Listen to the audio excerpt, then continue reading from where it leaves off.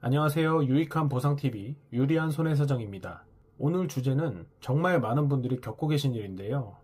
우리나라 국민 10명 중 6명 이상이 아파트나 빌라 같은 공동주택에 살고 계시잖아요. 아파트 계단이나 복도, 그리고 출입구, 분리수거장, 지하주차장, 단지 내 보도블록에서 넘어지면서 크게 다치는 사고가 생각보다 정말 자주 일어납니다. 손목이나 발목이 꺾여 골절되기도 하고요. 무릎 십자인대가 끊어지거나 척추에 골절이 발생하여 몇 달 동안 입원하고 수술까지 받는 안타까운 케이스를 많이 접하고 있습니다.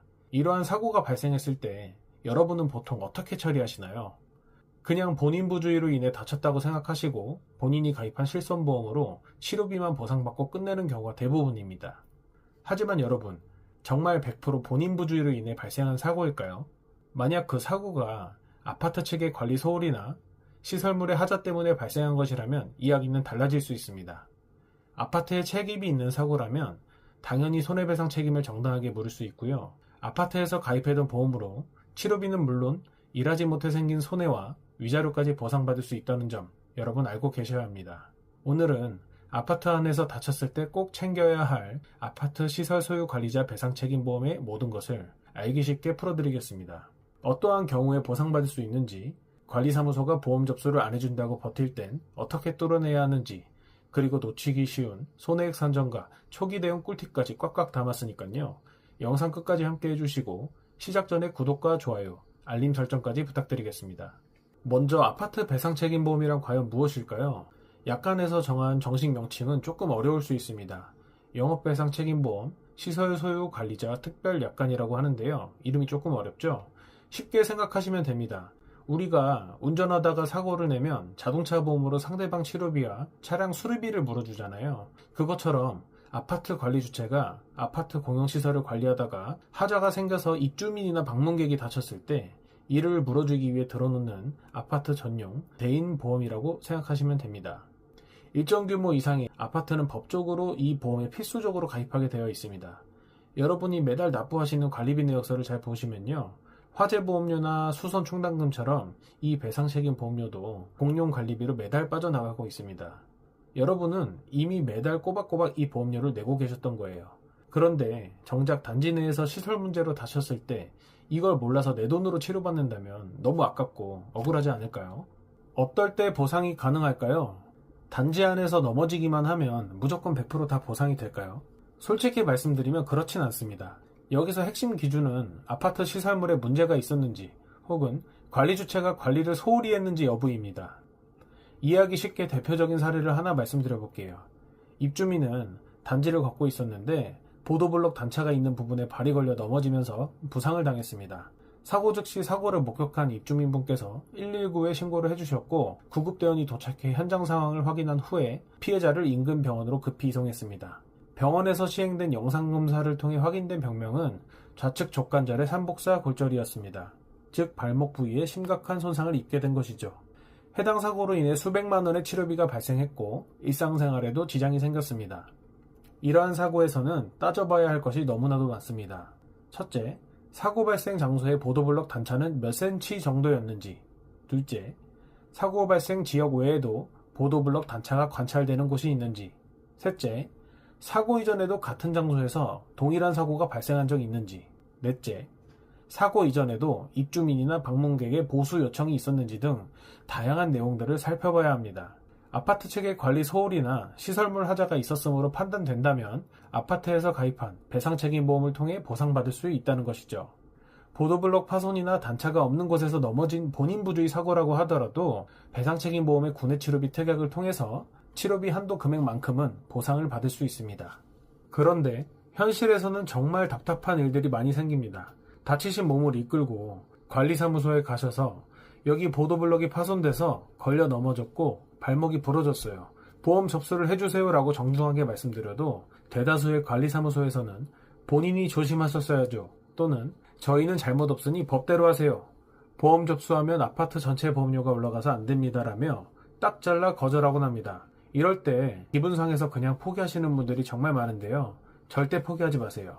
우리 상법에는 피해자를 보호하기 위한 직접 청구권이라는 아주 강력한 무기가 있습니다.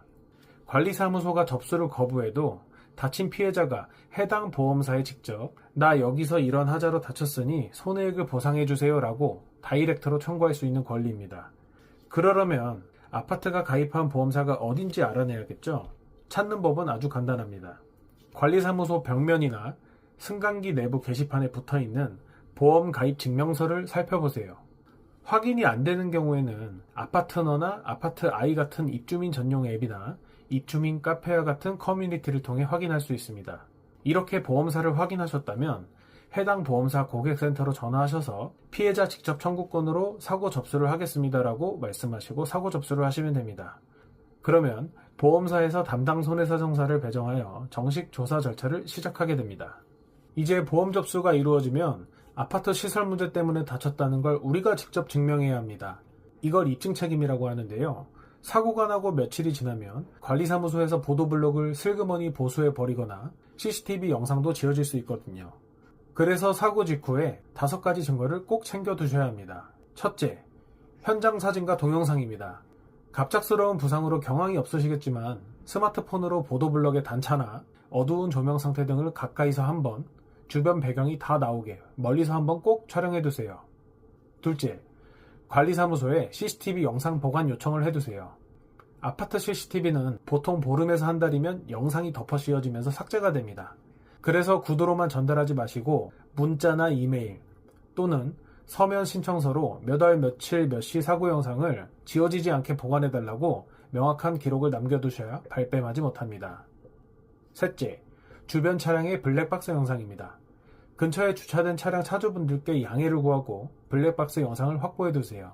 CCTV보다 훨씬 화질이 좋기 때문에 결정적인 증거가 되기도 합니다. 넷째, 목격자를 확보해두세요. 당시 사고를 보고 일으켜 세워주신 이웃 주민이나 경비원 또는 배달기사님의 연락처를 받아두시면 정말 큰 힘이 될 수 있습니다. 다섯째, 119 구급 활동 일지입니다. 119 구급차를 타고 응급실로 가셨다면 소방서에서 이 일지를 뗄 수 있는데요. 구급대원이 현장에서 확인한 사고 장소, 시간, 원인이 공적으로 적혀 있어서 반박할 수 없는 강력한 증거가 됩니다. 이렇게 증거가 확보되어 보험 처리가 진행되면 어떠한 보상을 받게 될까요? 기본적으로 병원 치료비가 있을 거고요.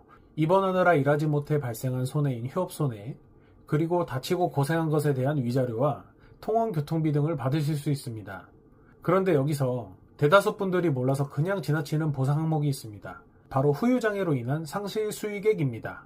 손목이나 발목이 부러졌거나 무릎 십자인대가 파열됐거나 척추 압박골절과 같은 큰 부상을 입은 경우에는요, 신체에 후유장애가 잔존할 수 있습니다.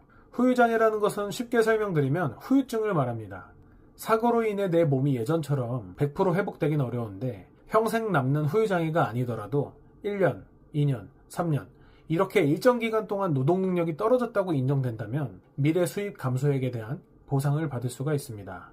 직장인이나 사업자분들은 물론이고 집안일을 전담하시는 전업주부님들도 이 노동력 상실률이 인정된다면 일하지 못해 감소한 미래 소득분으로 수백만 원에서 많게는 수천만 원까지 정당한 손해액이 산정될 수 있습니다. 하지만 보험사에서는 먼저 고객님, 후유장애 평가를 받아서 합의금 몇천만 원 더 받아가세요 라고 친절하게 알려줄 리가 없겠죠. 단순 치료비 몇 푼에 위자료 조금 먼저 주고 서둘러 합의를 끌어내려 합니다. 그래서 골절이나 인대 파열 진단을 받으셨다면 이 후유장애 부분을 꼼꼼하게 따져보셔야 합니다. 오늘 전달드린 내용 도움이 되셨을까요?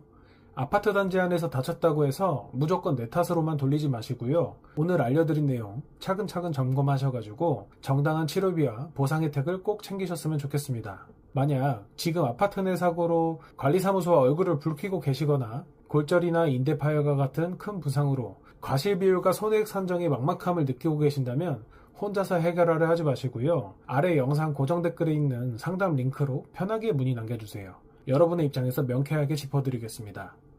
오늘 영상이 유익하셨다면 구독과 좋아요, 그리고 따뜻한 댓글과 알림 설정 부탁드리고요. 저는 다음 시간에도 여러분의 든든한 권리를 찾아드리는 유익한 보상 이야기로 다시 찾아오겠습니다. 함께 해주셔서 감사합니다.